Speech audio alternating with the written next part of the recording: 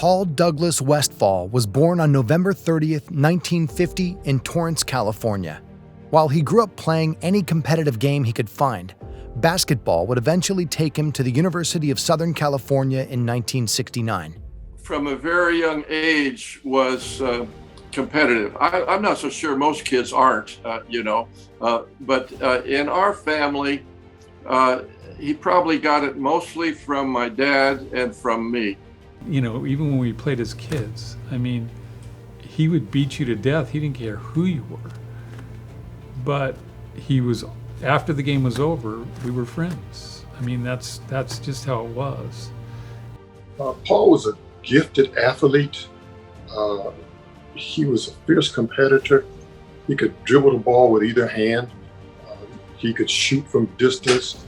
Most people thought that he was left-handed, but truly he was actually right-handed. He just learned to put the shoot and grew up shooting left-handed. So he could take you off the dribble. And I think the most surprising thing when people saw Paul play was he could dunk over you even in high school. In high school, we were competed against each other, and he was very competitive and didn't like to lose. During his last year at USC, he would become team captain and All-American and would lead the Trojans with 20 points per game. Paul Westphal is the one guy that Coach Wooden always says that got away. He wished that Paul Westphal had become a Bruin instead of a Trojan. Paul's NBA story begins when he was the 10th overall pick in the 1972 draft to the Boston Celtics. Although the Celtics would win a championship with Paul, they would trade him to the Phoenix Suns in 1975. And from the first minutes on the court together, he and I were so similar, so compatible. We both liked to run the floor. We both could pass. We both could catch. We both could score in a variety of ways. And it was the real beginning of a real successful tandem. Being acquired by the Suns in a trade and putting on that Suns uniform for the first time, and then he just took off from there. His first season with the Suns, Paul took the team to their first NBA Finals, fittingly against the Celtics. Now known in the NBA as the greatest game ever played, Paul made multiple plays that would take the game into triple overtime until the Celtics ultimately won. Big basket by Westphal, kept his team in it, and Westphal knocks it away. Came around behind Charlie Scott. Here's Paul back down the other way. Paul Westphal puts it in. And came down to the floor and drew the foul. What a sequence by Paul Westphal. Unbelievable. Paul understood exactly what he's doing. And Alvin was kind of clued into that too. They were kindred spirits. And they cared about the game. I think that's the bottom line of this, is that, yes, they were interested in how much money they were making. Yes, they cared about how well they succeeded. But bottom line was they cared about basketball. Westphal would eventually play for the Seattle Supersonics, the New York Knicks, and then come back to Phoenix to start his illustrious coaching career. As a professional basketball player between 1972 to 1984, Paul would become an NBA champion, a 5-time NBA All-Star, and would average 15 points per game with a total of over 12,000 points. Throughout his coaching career, he would coach teams from local Phoenix high schools, the Seattle Supersonics, Pepperdine University, and the Sacramento Kings. We had the best record in basketball that year. It was Charles Barkley's first year in Phoenix. It was Paul's first year as the head coach. So we were a number 1 seed. We played the number 8 seed, the Los Angeles Lakers, and it was a 5-game series.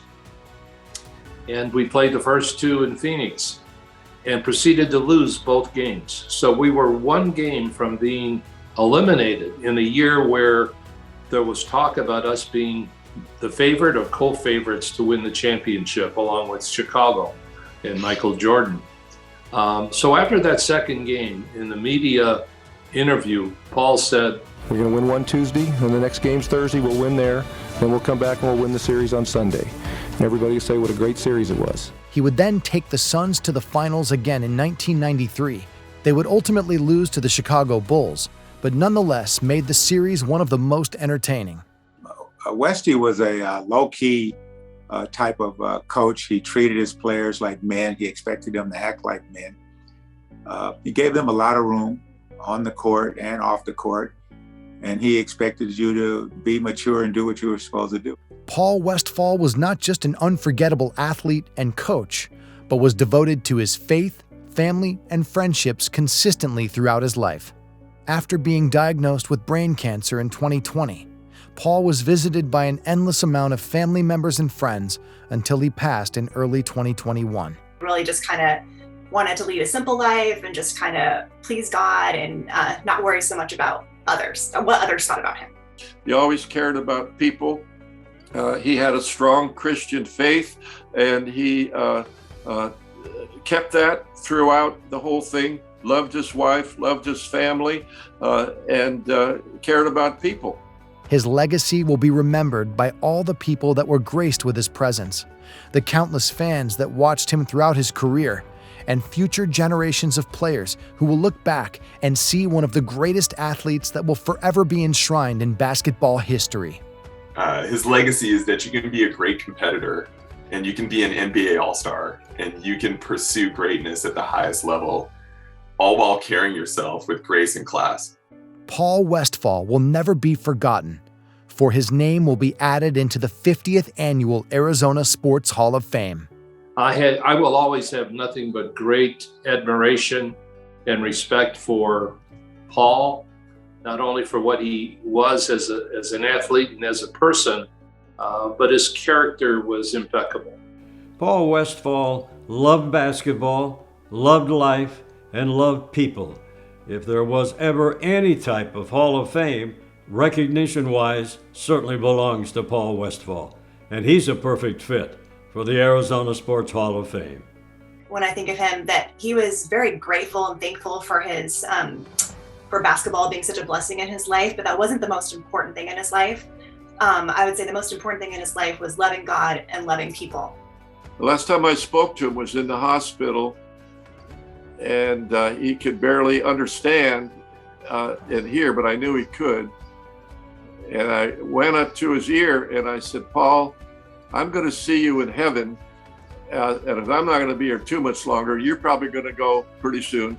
And I want you to meet me at the West Gate. And he said, I'll be there. I said, Paul, I'll be there too. I'll see you. And that's part of the last words we said. That was awesome. He's got the wrong uniform on. He's unbelievable. Westphal score. DJ Westphal exchanges at the buzzer. We've got downtowners all over this floor.